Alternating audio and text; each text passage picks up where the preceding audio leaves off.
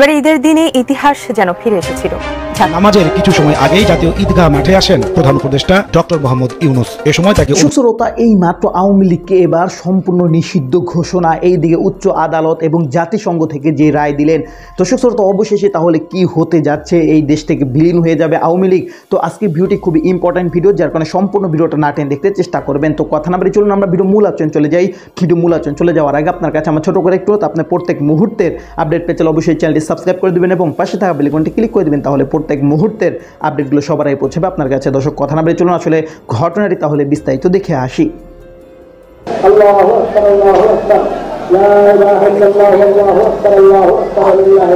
নামাজের কিছু সময় আগেই জাতীয় ঈদগাহ মাঠে আসেন প্রধান উপদেষ্টা ডক্টর মোহাম্মদ ইউনূস। এ সময় তাকে অভিনন্দন জানান উপদেষ্টা পরিষদের কয়েকজন সদস্য ও রাষ্ট্রের গুরুত্বপূর্ণ ব্যক্তিরা। সংরক্ষিত স্থানে আগে থেকে উপস্থিত ছিলেন উপদেষ্টা মাহফুজ আলম, ফাউজুল কবির খান ও আফম খালেদ হোসেন। একই জামাতে অংশ নেন বিএনপি নেতা ব্যারিস্টার বাহাবুদ্দিন খোকন, ইশরাক হোসেন, এনসিপির আহ্বায়ক নাহিদ ইসলাম, গণসংহতির প্রধান সমন্বয়ক জুনাইদ সাকি সহ রাষ্ট্রের গুরুত্বপূর্ণ ব্যক্তিরা। নির্দিষ্ট সময় সকাল 8:30টায় শুরু হয় ঈদের নামাজ। সবার সঙ্গে জামাতে শামিল হন প্রধান উপদেষ্টা।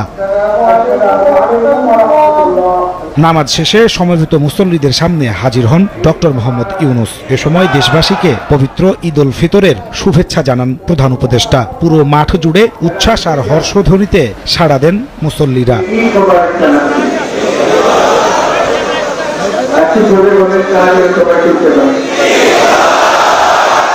এ সময় সংক্ষিপ্ত বক্তব্যে জুলাই গণ অভ্যুত্থানে বীর শহীদদের শ্রদ্ধা ভরে স্মরণ করে আহতদের সুস্থতা কামনা করেন প্রধান উপদেষ্টা। এই নতুন বাংলাদেশ গড়ার যারা সুযোগ দিয়েছে, যে বীর সন্তানরা, আল্লাহ যেন তাদের রূহের মাগফিরাত দেন, তাদের শান্তি দেন। যারা আহত হয়েছেন, যারা স্বাভাবিক জীবন থেকে বিচ্যুত হয়ে গেছে, তাদের স্বাভাবিক জীবন যাপনের ক্ষমতা দেওয়ার জন্য, রোগমুক্তির জন্য আল্লাহর কাছে যেন আমরা প্রার্থনা করি আজকের দিনে। সম্প্রীতি ছড়িয়ে দেওয়ার আহ্বান জানিয়ে যত বাধাই আসুক ঐক্যবদ্ধ থেকে নতুন বাংলাদেশ গড়ার প্রত্যয় ব্যক্ত করেন প্রধান উপদেষ্টা। নতুন বাংলাদেশ গড়তে সবার সহযোগিতা চান তিনি। আমরা যেন একটা ঐক্যবদ্ধ জাতি হিসেবে সামনে এগিয়ে যেতে পারি। যারা নতুন বাংলাদেশের স্বপ্ন বাস্তবায়ন করার জন্য নিজেরা আত্মাহুতি দিয়েছেন, আমরা অবশ্যই সেই স্বপ্ন বাস্তবায়ন করব। যত বাধাই আসুক, আমরা ঐক্যবদ্ধ জাতি হিসেবে এই নতুন বাংলাদেশ গঠন করব ইনশাআল্লাহ।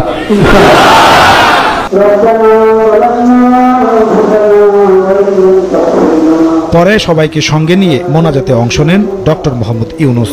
মহান আল্লাহর দরবারে দুই হাত তুলে দেশ ও জাতির সমৃদ্ধি কামনা করেন। এ সময় পুরো মাঠ আমিন আমিন ধ্বনিতে মুখরিত হয়। পরে কুশল বিনিময় ও সবার সঙ্গে ঈদের শুভেচ্ছা বিনিময় করেন সরকার প্রধান। দীর্ঘ 1 মাস সিয়াম সাধনার মধ্য দিয়ে যে সংযম আর সম্প্রীতির বার্তা নিয়ে এলো পবিত্র ঈদ উল ফিতর, তা ছড়িয়ে পড়ুক রাষ্ট্রের সবখানে। দূর হোক হানাহানি, বন্ধ হোক রাজনৈতিক অস্থিরতা। যে ঐক্য আর সম্প্রীতি নিয়ে মানুষ সংঘবদ্ধ হয়েছিল জুলাই আন্দোলনে, সেই চেতনায় জাগ্রত হয়ে অংশ নিক দেশ গঠনেও, এমন প্রত্যাশা আগত মুসল্লিদের। তো দর্শক, আপনি ভিডিওটি দেখলেন। ভিডিও দেখে যদি আপনার কোনো মন্তব্য থাকে তাহলে অবশ্যই কমেন্ট বক্সে আপনার মূল্যবান মন্তব্য জানিয়ে দিবেন। দর্শক, এখন আমরা পরবর্তী আরেকটি ভিডিও দেখব, যেটা দ্বারা আমরা আরও কিছু তথ্য আমরা জানতে পারবো। দর্শক, চলুন আমরা সেই ভিডিওটি বিস্তারিত দেখে আসি। ঈদ দূরত্ব ঘুচানোর দিন, যত বাধাই আসুক, আমরা ঐক্যবদ্ধ জাতি হিসেবে এই নতুন বাংলাদেশ গঠন করব ইনশাআল্লাহ। আসসালামু আলাইকুম।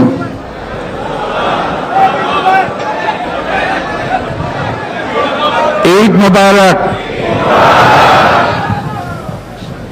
আজকে বাংলাদেশের প্রতিটি গ্রামে, প্রতিটি বাজারে, প্রতিটি গঞ্জে, প্রতিটি শহরে ঈদের জামাত অনুষ্ঠিত হচ্ছে। আমরা জাতির পক্ষ থেকে জামাতে যারা যেখানে শরীক হয়েছেন তাদেরকে ঈদ মোবারক জানাচ্ছি। একটু জোরে বলেন, তারা যেন সবাই শুনতে পায়। যারা ঈদের জামাতে শরীক হবার সুযোগ পাননি তাদেরকেও আমরা ঈদ মোবারক জানাচ্ছি, সেটাও জোরে ঈদ মোবারক দেন। আমাদের মা বোনেরা, মহিলারা যারা ঘরে আছেন তাদেরকেও আমরা জাতির পক্ষ থেকে ঈদ মোবারক জানাচ্ছি। আমাদের প্রবাসী শ্রমিকরা যারা বিদেশে আছে, সারা বছর কষ্ট করেছে, আজকে হয়তো ঈদের জামাতে যেতে পারবেন কিংবা যেতে পারবেন না, কিন্তু জাতির পক্ষ থেকে আমরা তাদেরকেও ঈদ মোবারক জানাচ্ছি। যারা বাংলাদেশিরা আছেন পৃথিবীর বিভিন্ন দেশে, জাতির পক্ষ থেকে তাদেরকে আমরা বলে যাইনি, তাদেরকেও আমরা ঈদ মোবারক জানাচ্ছি।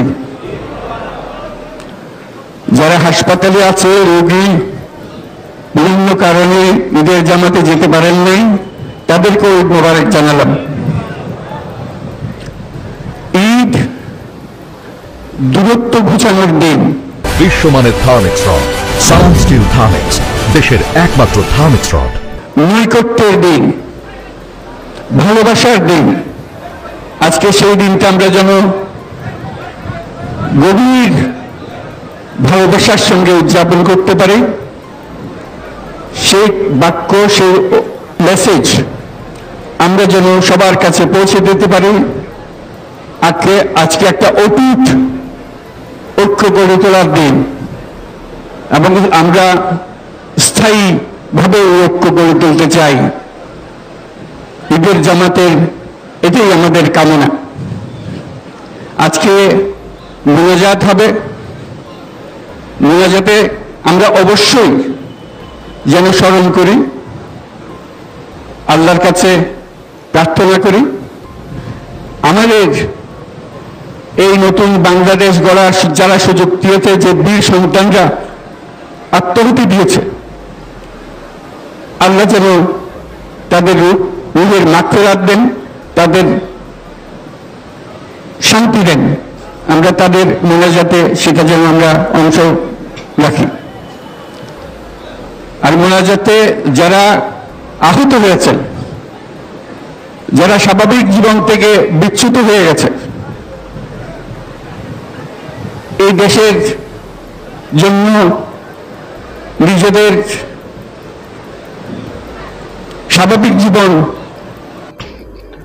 তো দর্শক, আপনারা সম্পূর্ণ ভিডিও দেখলেন। সম্পূর্ণ ভিডিও দেখে যদি আপনার কোনো মন্তব্য থাকে তাহলে অবশ্যই কমেন্ট বক্সে কমেন্টে আপনার মূল্যবান মন্তব্য জানিয়ে দিবেন। দর্শক, কথা বলতে বলতে আমরা ভিডিও শেষ পেয়ে চলে এসেছি। ভিডিও শেষ করে আপনার কাছে আবার অনুরোধ করছি, আপনার প্রত্যেক মুহূর্তের আপডেট পেতে চাইলে অবশ্যই চ্যানেলটি সাবস্ক্রাইব করে দিবেন এবং পাশে থাকা বেল আইকনটি ক্লিক করে দিবেন, তাহলে প্রত্যেক মুহূর্তের আপডেটগুলো সবার আগে পৌঁছবে আপনার কাছে। তো বিশেষ করে সবাই ভালো থাকবেন, সুস্থ থাকবেন। আল্লাহ হাফেজ।